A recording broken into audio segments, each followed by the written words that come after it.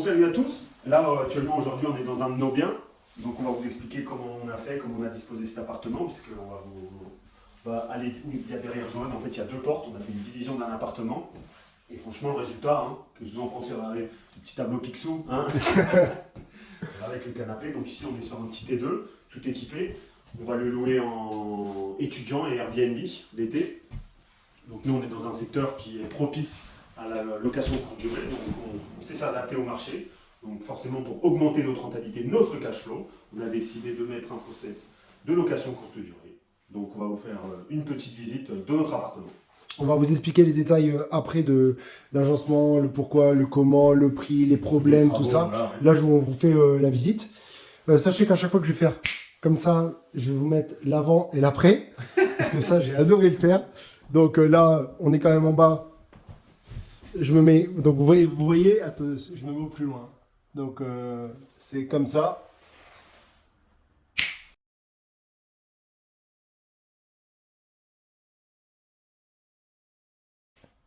Ça revient. Donc là, je pense qu'on va aller l'entrée. Au niveau de l'entrée, tu vas nous expliquer tous ces beaux chiffres. On va vous expliquer ce qu'on a fait. On peut laisser ouvert, hein, Jojo. Donc, à la base, nous avions acheté que cet appartement.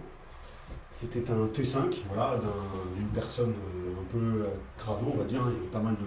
Il vivait dans les Pas mal clottes de de la bazar, mer. voilà, il fut dans son appartement, donc c'était vraiment dégueulasse, comme vous pouvez voir sur les photos, et encore là, quand on a acheté, c'était complètement vide. Donc là, comme vous pouvez voir à l'entrée, il y a la porte numéro 1, il y a la porte numéro 1 et la porte numéro 2.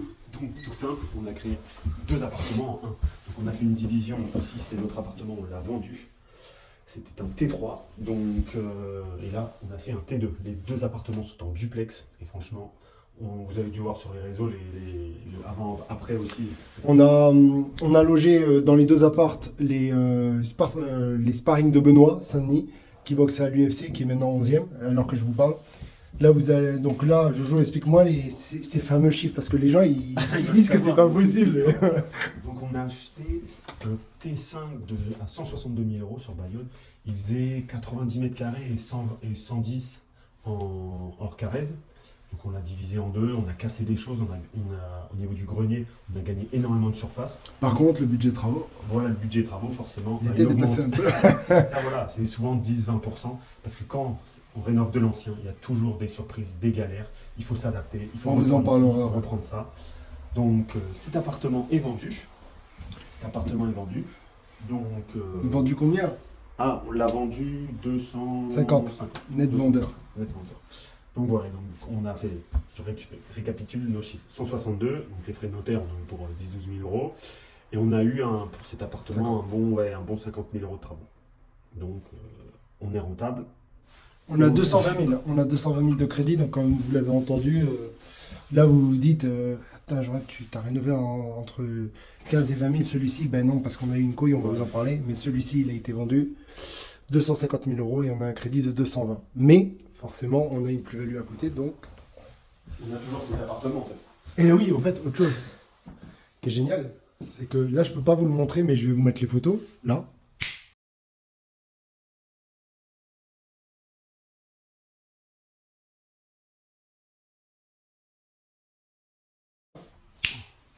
Et vous voyez ce mur-là, vous l'avez vu dans la photo juste d'avant, on a rattrapé un mur, Joëven. Et avant c'était du plâtre. C'était du plâtre blanc, un mur pas très beau.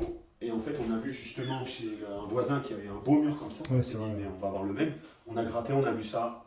Allez, bon, ça fait de la poussière, clairement, ça fait un peu de poussière. À gratter. On l'a nettoyé. On a mis De l'enduit. On a mis de l'enduit. l'enduit. On a passé un produit pour pas que ça s'effrite. Pour que ça vienne coller, c'est de la colle. C'est de la colle à spray qui vient coller en fait la poussière, Voilà, parce que exactement. en fait, vu que c'est des vieux murs, ça tombe tout le temps, ça s'effrite tout le temps. Donc là, en fait, on a rattrapé le mur. Il a un beau mur, des beaux spots dessus, ça fait une lumière de dingue. Donc là, explique-nous, quand on a cassé Joëline, qu'est-ce qu'on a vu? Qu'est-ce qu'on a vu? Qu'est-ce qu'on a vu ici, là, juste là-haut, là, là et là. On a eu des galères forcément en enlevant le placo pour tout refaire, pour que ce soit bien. En fait, il y avait une toute maîtresse en fait, qui était fêlée. ceux qui ont acheté l'appartement avant, en fait, ils ont fait une trémie, là, comme vous pouvez voir. En fait, ils ont mal fait la trémie. Ce qui a en fait engendré un déficit au niveau de la structure du bâtiment. Donc, une trémie, qu'est-ce que c'est pour ceux qui ne connaissent pas? C'est une ouverture de plancher pour faire passer un escalier, pour aller à un étage. Cette trémie, normalement, elle est censée être renforcée de part et d'autre, via des solives, via des poutres, tout ça. Il n'y avait rien. Donc, forcément, quand on a cassé ce mur qui n'était pas porteur, on a constaté, grâce à un huissier, grâce à un maçon, un expert qui devait y refaire, comme quoi la trémie n'était pas aux normes, comme quoi là, il y avait une flèche de 20 cm, donc une flèche, c'est que ça veut dire un défaut de 20 cm. Et là, Julie et moi, on s'est dit, merde, parce que c'était pas prévu. On a eu 6 mois. Ouais, encore beaucoup plus. Non mais parce que l'autre était rénové. L'autre est loué. Oui. Mais on a eu 6 mois à peu près de négociations, parce qu'il faut savoir qu'il faut voter c'était input maîtresse, donc ça veut dire copropriété, voilà. Qui veut dire problème, qui veut dire AG, voilà, qui veut dire frais, qui veut dire devis. Mais ce qui est cool, c'est que cette poutre, elle n'a été pas prise pour Joévin et moi, elle a été prise pour l'ensemble de la copropriété. Certes, on avait le plus gros lot, mais ça a permis de mettre, comme vous voyez, des IPN. Mais là, je vais vous montrer la photo que Joévin avait prise quand on travaillait. Je vais faire pareil.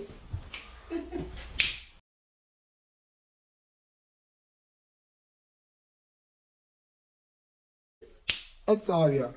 Donc voilà. Donc franchement, on a eu une. On est content du résultat. On a gueulé quand même.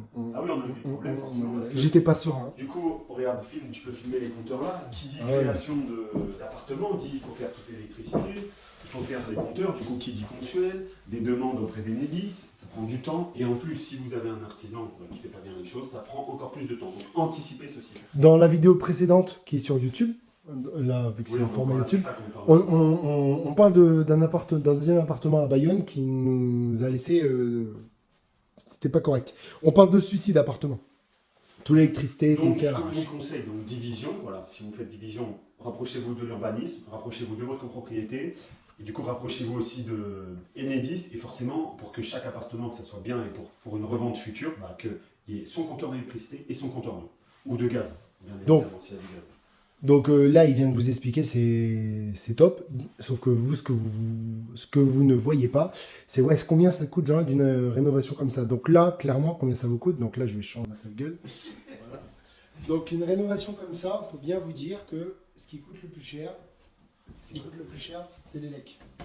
Les lecs, ça coûte très cher. Parce qu'il faut tout reprendre, tout refaire. Tu peux pas repasser. Tu peux pas repasser, c'est une vraie galère. La cuisine. C'est du de la cuisine, elle a été négociée. Donc pareil, très bien négocié. En fait, tout se fait dans la négociation, que ce soit au prix des travaux, artisans, quoi. Pas de blague. On ne fait pas de blague. Vous le faites vous-même. Ce que vous savez faire, ce que vous ne savez pas faire, vous déléguez avec des factures, des déductions fiscales, déductions d'impôts, experts comptables. Donc, tout ça, c'est super bien fait parce que si vous arrivez une merde dans le jardin, vous êtes pour la décennale aussi après pour les artisans, s'il y a un souci. Je connais pas mal de... Désolé mesdames, je connais pas mal de femmes qui aiment bien quand elles rentrent dans le bien. Ouais, ça je le vois là, je le vois changer, je le vois faire ci, je le vois faire ça. Hop, on se calme sur les pattes arrière.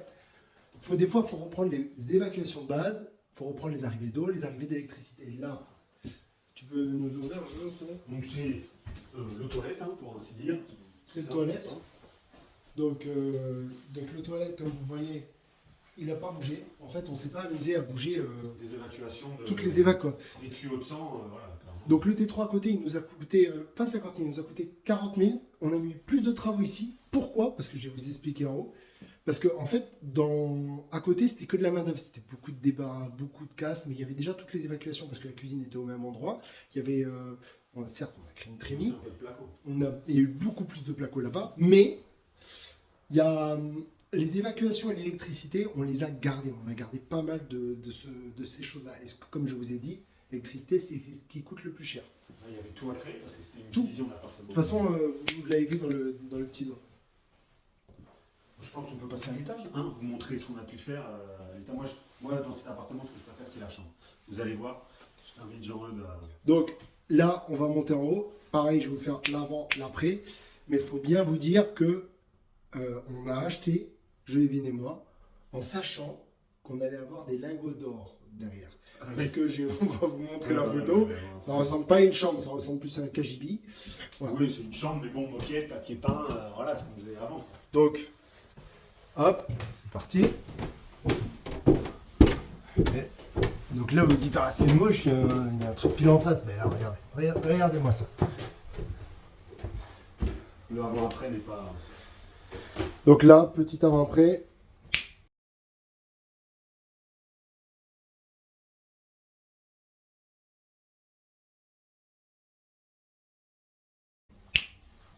Donc voilà, c'est juste agréable à vivre. On va pas dire que c'est simple la rénovation, mais une fois qu'on a les connaissances, on a trouvé le bon artisan, le bon réseau, et bah voilà, c'est simple. Vous avez vu, c'est du parquet, du placo, peinture blanche, un meuble pour évier, un miroir, voilà, et ça crée le petit plus, ça crée le petit coup de cœur. C'est pour une revente ou pour la location, vous différenciez de ce qui fait sur le marché. Là, clairement, un étudiant ou une personne active ou un couple, bah, franchement, waouh, moi j'aimerais bien vivre dans un appartement comme ça. Donc voilà, il faut créer le coup de cœur. Faut se différencier des autres. Faut faire, voilà, là on le loue Airbnb, donc vous voyez les draps sont faits, mais ça fait Airbnb et l'année. Exactement, oui, en étudiant, ce que j'ai dit tout à l'heure. Et vous voyez, c'est beau avec. C'est chaleureux. Exactement, donc on est sous toit et ce qu'on vous disait là, vous avez dû voir sur les photos, bah, en fait la chambre, clairement, bah, et ça arrêtait Là, ça s'arrête là. là, ouais, ça arrêtait là, en gros. Vous avez vu la super, certes, c'est pas des mètres carrés, mais vous C'est- avez vu, ça prend de la profondeur. La chambre prend de la profondeur, on peut mettre du rangement.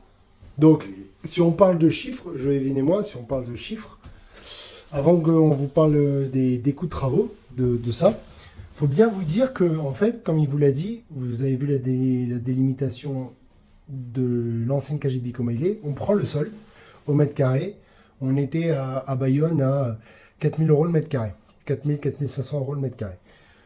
Là, on a grandi, donc il y a plus de mètres carrés au sol, mais c'est pas légal. Sauf qu'en fait, le client, quand vous allez vous mettre, comme il a utilisé le mot Joëvine, profondeur, vous mettez de la profondeur, vous sentez pas étouffé. En plus, vous créez une jolie salle de bain que vous Ouais, voyez voilà. par-dessus.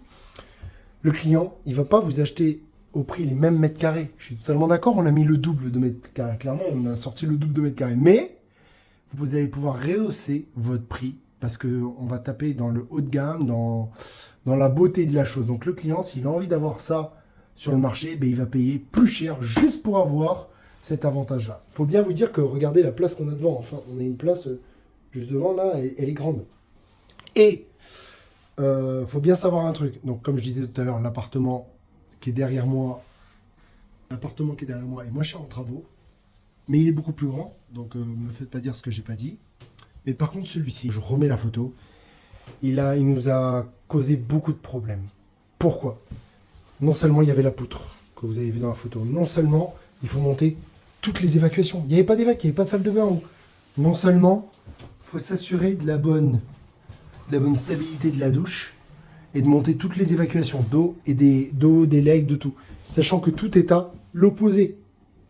Il faut bien vous dire que ces travaux, si on devait vraiment prendre un maître d'œuvre, ça nous aurait coûté 2000 € le mètre carré. Mais là, on s'en est sorti pour moins parce que Joëvine et moi, on a fait les travaux. Mais ça nous a quand même coûté 1000 € le mètre carré cet appart. Ouais. Oui, c'est Ouais, ça, 800 € le mètre carré parce que vraiment. déjà on a tout débarrassé. Voilà, ouais. Déjà, on a tout débarrassé, Joëvine et moi. La démolition, si vous pouvez, voilà. Il n'y a pas besoin d'énormes connaissances pour faire ça. Et les artisans, ils n'aiment pas ça et du coup, ils facturent cher. Parce que eux, quand ils vont à la déchetterie, bah, ils payent. Ça prend Et du nous, temps. on tente. Voilà, ça prend du temps. On est au 2e étage sans ascenseur, bah, on en a fait des allers-retours. Les plaques, on les a montées. Et bah pareil, les plaques de placo, c'est lourd. Il faut les monter au 2e étage. La cage d'escalier est petite. Ça, en fait, l'artisan, il va s'embêter. Il va vous facturer cher. Donc ça, si vous voulez le faire vous-même, ça vous fera gagner, économiser de l'argent. Donc, cet appartement qui fait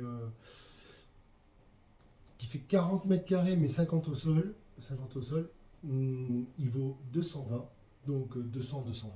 Voilà. Donc 220 plus 250, avec un crédit de 220, mais plus 10 000 € qu'on a rajouté. Donc vous voyez qu'on est clairement, on a une rentabilité de 110, 120%. Ça peut se créer, ça se trouve pas. Il faut. En fait, Mais moi, on l'avait estimé. Hein.